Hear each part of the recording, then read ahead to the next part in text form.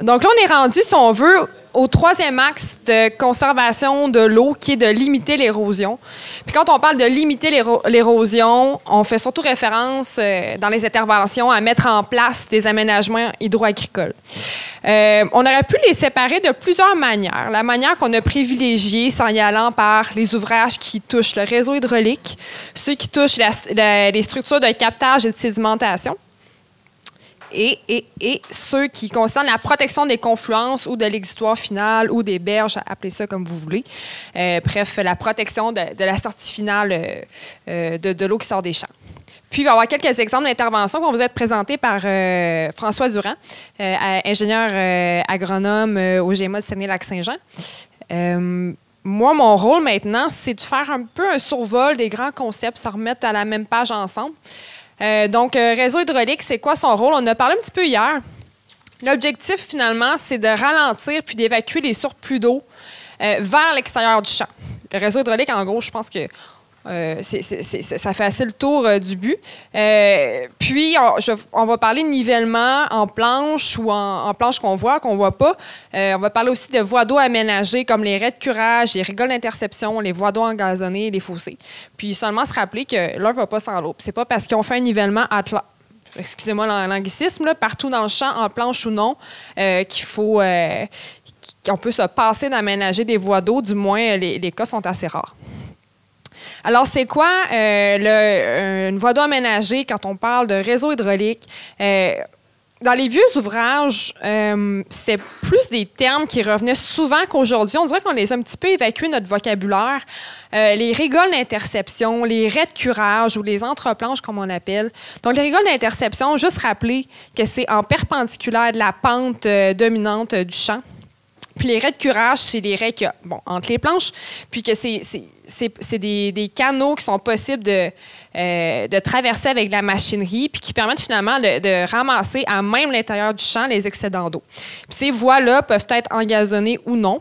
Il y a aussi les fossés qui font partie du réseau hydraulique. Par contre, les fossés, je ne vous apprends rien en vous disant que généralement, ça ne permet pas le passage à la machinerie. Puis leur but à eux, c'est de recueillir et d'évacuer l'eau de surface et celle qui provient des drains souterrains aussi. Puis parfois aussi, leur rôle, c'est de rabaisser la nappe phréatique dans certains types de sols. Quand on parle de nivellement en planche, on va faire un nivellement en planche, que ce soit pour des champs plats qui ont un drainage souterrain déficient pour acheminer des accumulations en surface ou ralentir l'eau. Il y a deux types de planches qu'on pourrait dire qui existent. C'est les planches en faîte qui ont une pente très, très douce, qui vont être faites avec des outils de précision, comme à l'aide d'un GPS ou d'un laser. Puis il y a des planches rondes, des vieilles planches, celles qui peuvent être très larges, 100 pieds, 300 pieds. Qu'on voit de moins en moins, puis on le sait bien pourquoi. C'est parce qu'avec la machinerie aujourd'hui qui est de plus en plus large, ça devient désuet. Puis, le petit problème aussi que ces aménagements-là avaient, c'est que ça favorisait l'écoulement hypodermique de surface dans la raie, ce qui faisait que la raie avait tendance à être plus humide que le dessus de la butte. Les planches en faîte, on a moins ce phénomène-là qui se passe parce que la pente est beaucoup plus douce. Par contre, en production biologique, ça peut être limitant pour le désherbage et le battage du soya aussi, il faut en être conscient. Mais il y a toujours moyen de moyenner selon vos conditions puis de voir avec un ingénieur pour avoir des pentes le plus douces possible selon vos besoins. Au niveau des structures de captage et de sédimentation, leur objectif, c'est de capter les surplus d'eau avant de les racheminer et parfois aussi les ralentir. Puis là, je voulais qu'on se mette d'accord un petit peu sur le vocabulaire pour pas qu'on se mêle dans les prochaines présentations. Quand on parle d'avaloir, c'est une structure qui sert à avaler l'excédent d'eau. Là, j'en ai mis une photo ici, ça ressemble à ça. Je pense qu'on connaît bien. Un bassin de sédimentation, c'est l'eau qui va déposer ses sédiments dans un bassin, puis il peut avoir un avaloir, bien sûr, dans un bassin de sédimentation. Puis une tranchée filtrante, c'est de l'eau qui est captée et grossièrement filtrée dans une tranchée, mais elle n'est pas filtrée à proprement dit. Elle est seulement captée par un matériel filtrant qui va permettre de la faire couler préférentiellement dans le profil de sol à un certain endroit qu'on choisit. Donc, l'avaloir, c'est ça. Ça coupe la route et ça capte les excédents d'eau en surface qui proviennent du ruissellement. Puis, ça réachemine cette eau vers une sortie. Généralement, le système de drain va être indépendant du système de drain souterrain. Puis voilà, ça sert à capter de l'eau de surface, bien sûr, dans le cas d'un avaloir, généralement. Bassin de sédimentation. Y aurait-il un moyen, finalement, de ramasser de l'eau? Puis ce serait quoi l'impact? Faire un peu une espèce de champ d'épuration. Puis c'est des questions qu'on se pose de plus en plus pour limiter, dans le fond, ce qui sort du champ. Puis un bassin de sédimentation, c'est pas que ça l'idée, mais ça peut être un des objectifs que ça peut permettre de rencontrer dans une certaine mesure. C'est-à-dire qu'on va concentrer le ruissellement de surface en un endroit choisi, puis récupérer le sol qui est érodé. Cette superficie de ce bassin de sédimentation-là va être très variable selon les caractéristiques du champ et les objectifs qu'on veut rencontrer. Que ce soit qu'on veut le privilégier de l'évacuation des particules ou qu'on veut concentrer l'eau. Il y a des endroits, par exemple, qui vont se servir, qui vont faire un ouvrage comme ça, un endroit qui savent que l'eau a tendance à s'accumuler pour se faire un bassin d'irrigation, par exemple. Puis, c'est ce qui nous amène à deux termes qu'on trouve quand on parle de bassin de sédimentation. On va parler d'étang sec, qui va se vider entre deux pluies. Puis on va aussi parler des étangs humides qui sont de plus grande capacité puis qui ont une retenue permanente. Puis généralement, c'est quand c'est des étangs humides, ça donne une retenue qui est un peu plus efficace, bien sûr, parce que le temps de décantation va être plus allongé. Et quand on parle de temps de décantation, ça va varier si c'est des sables, des limons, des argiles. Généralement, argile, ça peut prendre 6 jours, des fois, à se déposer dans le fond d'un bassin. Donc, on va plutôt viser à récupérer les limons et ce qui est plus grossier. Donc, ça va limiter la perte de sol hors du champ, puis d'une partie de nutriments, bien sûr, qui y sont associés. Puis, pour vous donner un petit peu des chiffres, il y a des études qui ont été compilées, entre autres, dans une fiche technique du MAPAC que j'ai mis en lien à la fin de la présentation. C'est observé que les baisses des charges annuelles en moyenne dans des bassins de sédimentation étaient de 15 à 40 pour ce qui est, 15 à 45 pour ce qui est de l'azote total, et de 9 à 51 pour ce qui est du phosphore total. Et les matières en suspension, une baisse de 52 à 77 % J'arrive à la tranchée filtrante. Bon, je crois qu'on connaît un peu le principe. C'est quelque chose souvent qui va être emménagé dans les contrepentes ou qu'on appelle des bananes. Puis ça va permettre le passage à la machinerie, mais parfois, c'est ça, il faut relever certains outils. On va faire une tranchée où l'eau en surface a tendance à s'accumuler, puis souvent, on va mettre idéalement un drain dans le fond. Puis, on va mettre un matériel filtrant pour favoriser l'infiltration de l'eau. Ça peut être de la paille, ça peut être du copeaux, puis dépendamment du matériel qu'on met, il va y avoir un affaissement, un remplacement de la matière qui va devoir être fait à différentes fréquences selon le matériel. Au niveau de la protection des confluences, finalement, l'objectif, c'est de protéger l'ultime sortie des surplus d'eau. On parle de bandes riveraines, de stabilisation et d'enrochement. Puis ces deux choses-là, bien sûr, sont souvent complémentaires. Donc, bandes riveraines, la première chose, ça a l'air simplet, mais des fois, c'est juste de les délimiter, surtout pour des producteurs qui ont des forfaitaires, qui ont beaucoup d'employés. On le voit des fois que les bandes riveraines sont difficiles à différencier du reste des fois. Il y en a tout un petit peu qui est défait à chaque année. Donc, c'est la première chose, peut-être la première intervention toute simple à faire, de les délimiter. Puis ensuite, les améliorer. Que ce soit en réduisant la pente du talus. Des fois, on a des talus qui sont très, très prononcés, qui permettent d'avoir une empreinte sur le sol plus ferme, mais qu'année après année, le talus se gruge, se défait, puis finalement, on n'est peut-être pas tant gagnant. Ça demande aussi un entretien de la bande, puis du fossé en soi. Je ne sais pas qui ici aime ramasser des particules de sol prises dans un fossé. Mais voilà, ce n'est pas une tâche qui est très agréable non plus. On peut engazonner le talus pour s'aider. On peut implanter des plantes pérennes sur le talus, comme que ce soit des fourragères, des arbustes, des arbres, enrocher les zones problématiques. Je passe rapidement. Stabilisation en enrochement, bon... c'est ça, évidemment, quand je l'ai dit, on a des petites photos ici de cas pas très beaux où il n'y a pas eu de végétalisation ou d'enrochement, puis finalement, le sol s'en va lui-même. Puis finalement, des interventions où la berge a été stabilisée avec une sortie de drain, par exemple, en métal ici, de la roche. C'est toutes des interventions qu'on peut faire pour protéger les bandes riveraines. Bonjour, mon nom est François Durand, je suis ingénieur et agronome, je travaille au Saguenay-Lac-Saint-Jean. Ça fait une quinzaine d'années que je travaille pas mal en gestion de l'eau, aménagement des sols, tout ça.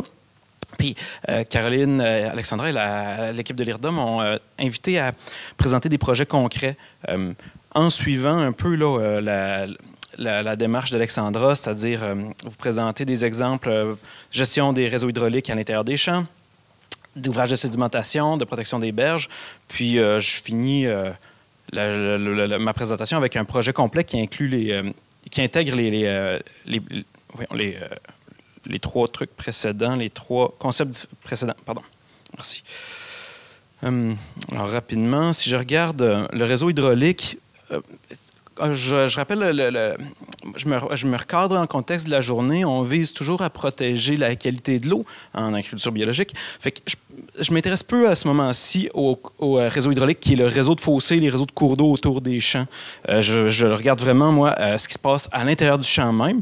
Puis, je ne peux pas penser à ça sans penser au nivellement qu'on fait assez souvent, du nivellement de pression par GPS. Je pense que c'est le plus populaire. La première fois que on parlait de voies d'eau, Alexandra, puis je n'ai pas mis ma présentation à jour, Alexandra m'a corrigé en disant que ce que j'appelle des voies d'eau dans ma présentation, elle appelle ça des rigoles d'interception, c'est-à-dire une façon de couper la longueur du parcours de l'eau dans un champ pour réduire sa force érosive. Alors, dévier l'eau avant qu'elle commence à prendre trop de vitesse ou trop de longueur de vitesse.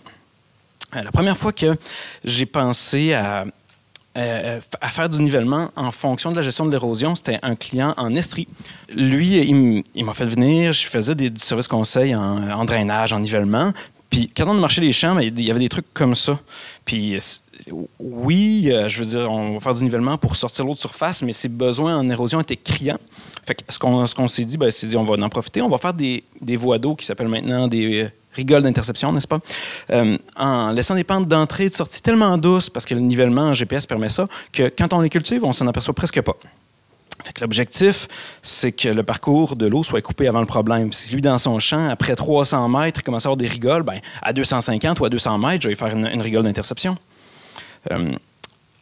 De mentionner des rigoles d'interception avec les logiciels de nivellement, ça nous permet aussi de donner une pente définie à notre rigole. Fait que si ton champ est à 5 % de pente, puis tu dis, attends, je peux pas prendre une pente aussi abrupte sans que l'eau parte avec le sol, en faisant ta rigole, tu peux choisir une pente bien moindre, lui donner l'angle que tu veux, puis sortir l'eau à une pente qui va respecter l'eau n'aura pas la force d'arrachement pour partir avec le sol.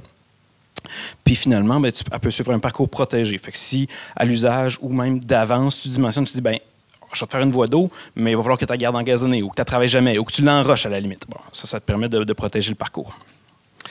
Fait que, rapidement, si je présente le concept, là, quand on compare, par exemple, à un projet de nivellement pur, ceux qui sont peut-être pas super familiers avec les concepts de nivellement, ça commence... J'utilise personnellement le logiciel OptiSurface pas mal tout le temps. Le début d'un projet de nivellement commence toujours par une prise de données topographiques. Alors ici, j'ai un beau gros champ carré, puis mon point le plus bas est dans le mauve, mon point le plus haut est dans le rouge. Il y a un bel arc-en-ciel pour m'indiquer par où ça penche. Puis évidemment, quand j'ai des espèces de contrepentes, ça va devenir des flaques d'eau. Ça peut être simulé pour bien le voir. Puis si je dis je veux juste faire du nivellement pour sortir l'eau, OK? Mon plan de nivellement n'est pas très beau, mais c'est juste pour montrer le concept. Dans le fond, si je vous prends la ligne ici en jaune, c'est le profil de mon champ. L'objectif du nivellement seul, c'est de sortir l'eau de mon champ. J'ai juste à dire, je veux toujours que tu aies au moins 0,1 % de pente dans le sens du champ. Puis à ce moment-là, ce que le logiciel de nivellement va sortir comme modèle, c'est qu'il va manger toutes les petites buttes rouges, puis il va remplir tous les petits creux, puis ça va faire une pente parfaite jusqu'à l'exutoire du champ. Mais si j'arrive puis je dis, mais là, je veux me faire des voies d'eau là-dedans, le logiciel, ce qui me permet aussi tout simplement de dire, à une distance donnée ou selon la topographie, selon la division du champ que je m'entends avec le producteur agricole, je peux faire des rigoles d'interception, que ce soit en coupe ou en remplissage, on va voir, pour diriger l'eau avant qu'elle prenne une certaine longueur, avant qu'elle prenne une certaine force érosive, de façon sécuritaire vers un milieu récepteur, dans ce cas-ci, un fossé qui est aménagé ici. Je vais vous montrer la première voie d'eau que j'ai faite comme ça en nivellement, c'est de ça que ça a de l'air. Est-ce que vous voyez c'est où? C'est ça. Ça veut dire que mon objectif est atteint. C'est-à-dire que c'est pas dans les jambes du gars pantoute. C'est dans un champ de l'Estrie. Ici, je suis dans la boute, je me tiens. La voie d'eau est ici. Puis ça, on l'avait fait sans couper parce qu'il dit j'ai tellement pas beaucoup de sol, j'ai du cran pas loin, du cap de roche pas loin. Fait que tu n'as pas le droit d'enlever plus que 2 pouces nulle part, François. Fait qu'on a dit c'est beau, on fera pas une espèce de voie d'eau qu'on coupe de 8 pouces dans le champ. Il m'a demandé de le faire en remplissage. Fait qu'ici, j'ai une butte qui coupe mon eau de ruissellement qui arrivait comme ça, puis elle s'en vient vers moi. Puis, dans le fond, il a semé son aboute dans ce sens-là, dans le maïs, puis il a planté le reste du champ à 90 degrés avec ça.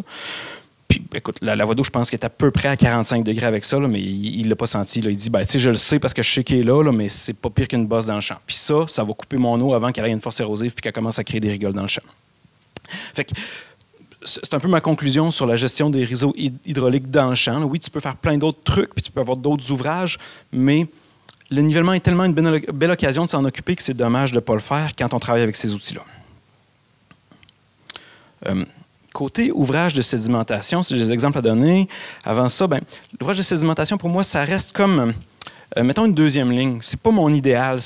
Ça vise à rattraper une partie de la terre qui est déjà perdue. Ça veut dire que ton objectif de garder la terre là où elle est déjà pas atteint.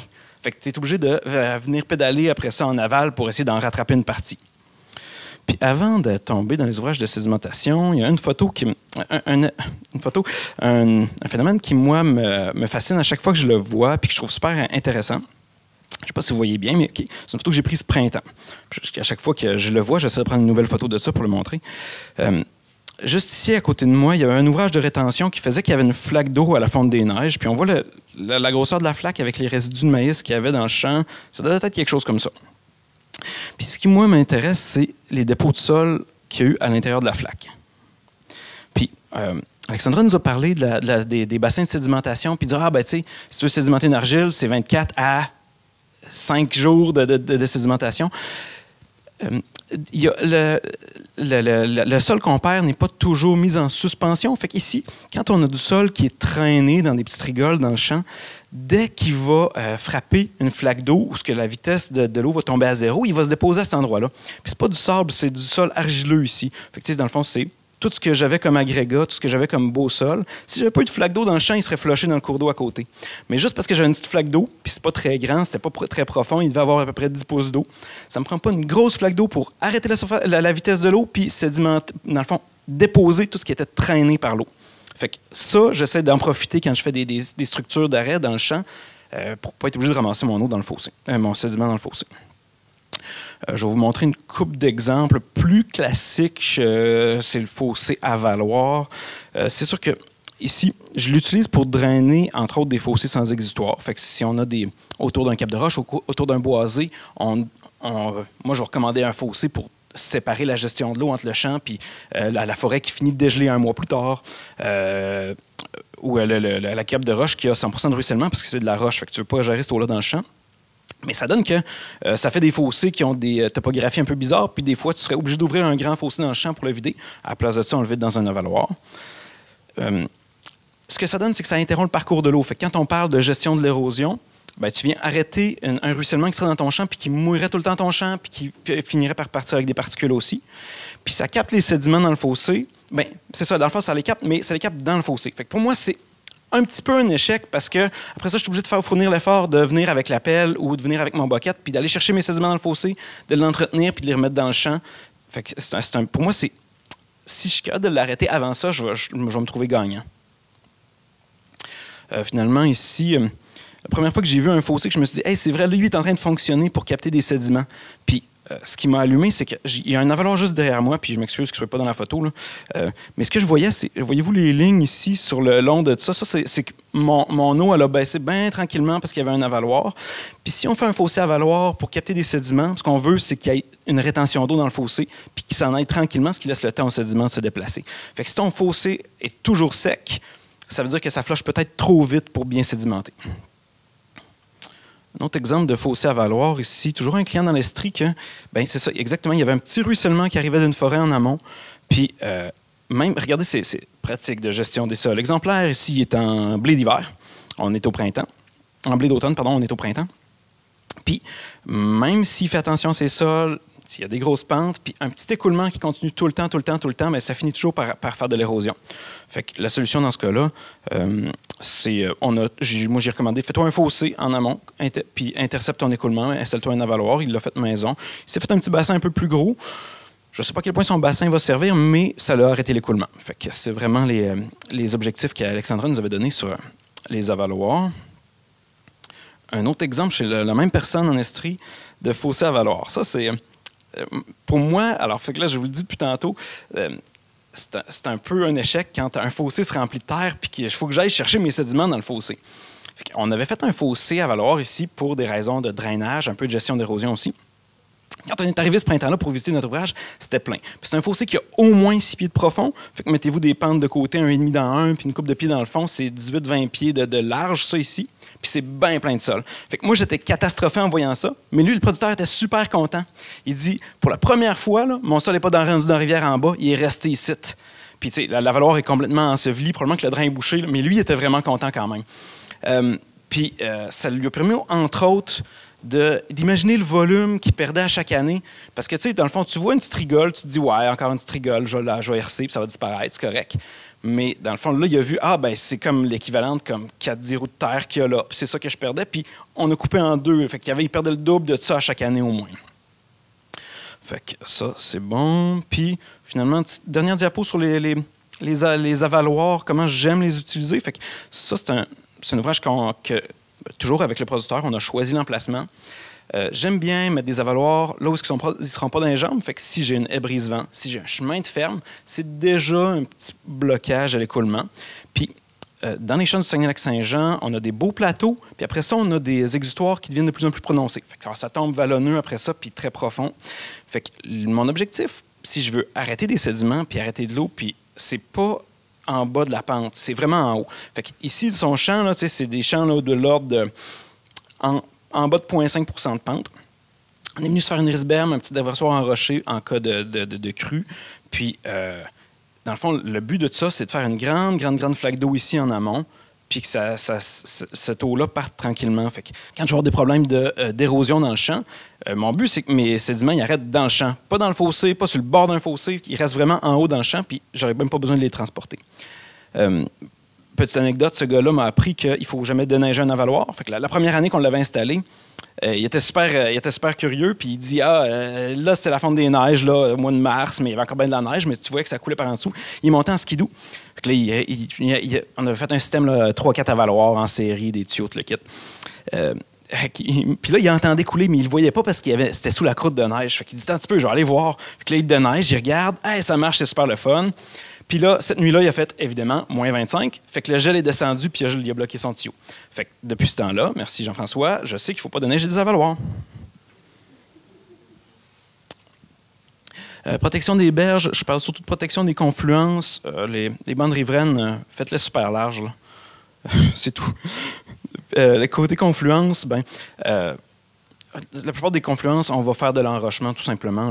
Ça existe des techniques de génie végétal puis tout, mais le défaut que ça a, c'est que ça prend plusieurs années avant d'avoir son plein potentiel. Fait que souvent, c'est la première année que ça décroche.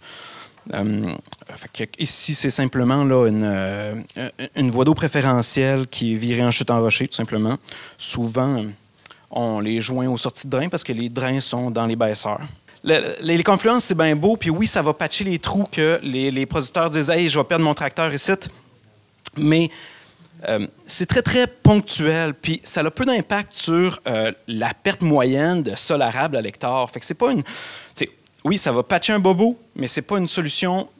C'est vraiment patcher un bobo, mais l'impact de ça en termes d'amélioration de la qualité de l'eau est limité. C'est vraiment plus pour la cultivabilité des aboutes de champs. Puis j'ai une petite diapo. Ici, c'est une fin de fossé qui... je vous parlais de Haut-Lac-Saint-Jean. On a des grands plateaux. Ça drainait comme une quinzaine de lots. Puis en arrivant proche de l'exutoire, on a des grandes pentes. Fait que, c'est une confluence qu'on va enrocher. Puis quelqu'un me demandait comment ça pour que ça tienne. Vous voyez, c'est tout de la roche dynamité. On n'a pas de roche de champ tant que ça chez nous. Puis de la roche ronde, ça prend des pentes vraiment plus douces. Fait qu'on colle de la dynamité, puis ça tient mieux. Puis, vu d'en amont pendant qu'on enroche, vu d'en aval. Puis, ceux qui sont inquiets de la végétalisation, on l'a fait au mois de juin. Puis ça, c'était au mois d'octobre, de quoi ça avait de l'air. Fait que, mon fossé, c'est sûr, je l'avais rensemencé, pardon. Mais on voit que la végétation commence à poigner au travers des roches. Puis, plus il va y avoir des sédiments qui vont se déposer dedans, plus ça va se renverdir rapidement. Tiens. finalement, je vais vous présenter un exemple de projet complet qui essaie d'intégrer là, les 3 concepts. Mon contexte, c'est un producteur de pommes de terre. Alors, on est dans un sable fin très, très sensible. C'est un beau champ bien carré. Lui, il avait un problème de drainage de surface. Il y avait beaucoup de petites flaques d'eau partout. Puis, tu sais, on le voit, cette année-là, il a cultivé. Il dit, cette année, j'ai planté, puis à un moment donné, ça commence à caler, fait qu'on est sorti du champ à cet endroit-là. Fait que, d'une année à l'autre, son champ est plus ou moins cultivé. Fait que là, je dis, OK. La première chose qu'on a faite, c'est bon, on va gérer le parcours de l'eau. Pardon.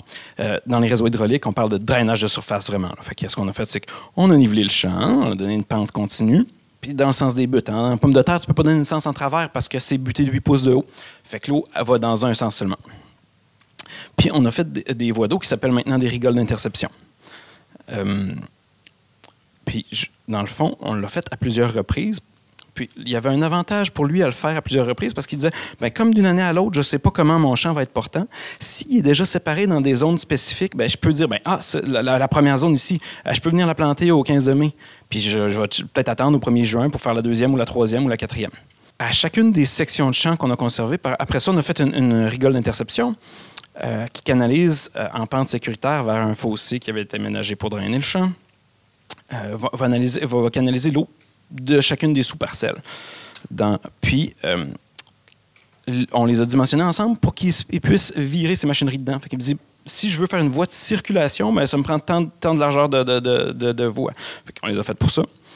Puis, juste pour vous montrer, c'est la raison pour laquelle j'adore le nivellement pour faire des ouvrages de gestion d'érosion à l'intérieur d'un champ, c'est la flexibilité qu'on a avec le logiciel, puis s'assurer que ça va être dans le fond, appliqué au champ sans trop de surveillance parce que c'est un GPS qui guide la machine. Fait que dans le fond, lui, les critères qu'on avait besoin en pomme de terre, dans le champ, alors, on va tout simplement assurer une pente minimale dans le sens des buttes. Pour la voie d'eau, il dit, on les faisait plus profondes que le champ. Puis on les faisait en découpant, puis on ne se souciait pas du sol arable. Dans le fond, comme je vais buter ma surface normale d'au moins 4 pouces, il faut que j'assure qu'arrivé ici, je sois encore plus bas. Fait qu'on s'est donné comme critère d'avoir au moins toujours 8 pouces de décapage dans ma voie d'eau. Comme ça, l'eau entre les entrerangs allait toujours pouvoir sortir dedans.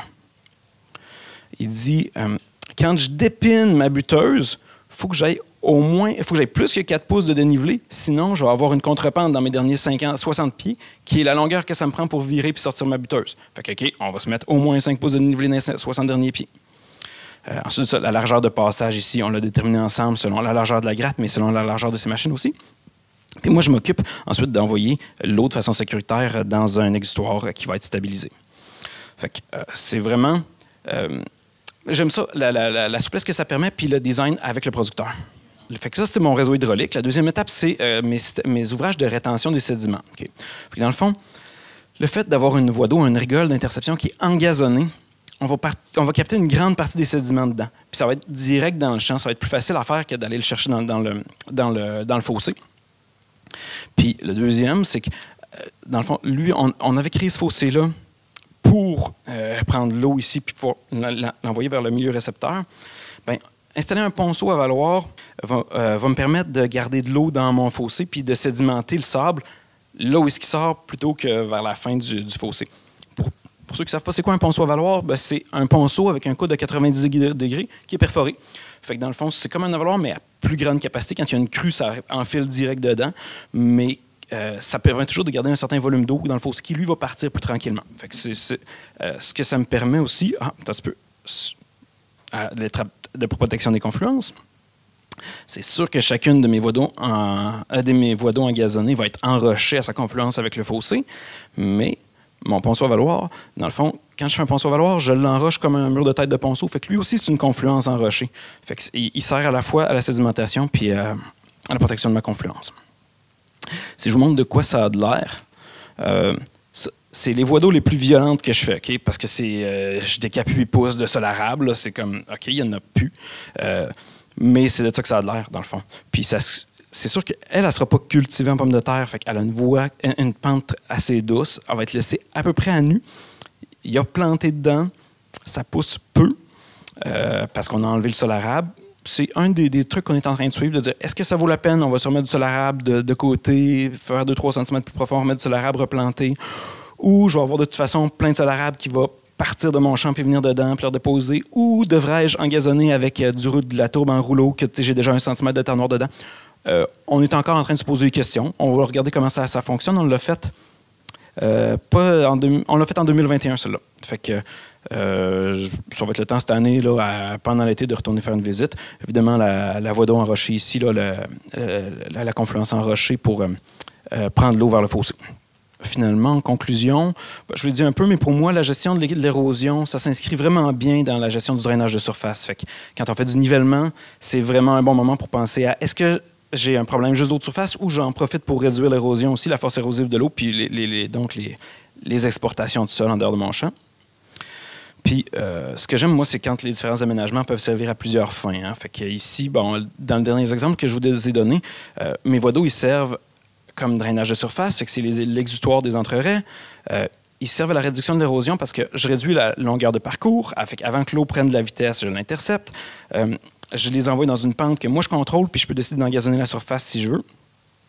Ils vont participer au captage des sédiments s'ils sont engazonnés. Puis la raison de ça, c'est juste parce que quand tu as du gazon, ça ralentit beaucoup l'eau, fait que les sédiments ont le temps de se déposer. Puis finalement, ben, c'est des voies d'eau, des rigoles d'interception. Les dimensions ont été choisies en fonction des besoins de l'agriculteur pour servir aussi de passage de machinerie. Fait que, moi, c'est le genre de setup qui me plaît bien.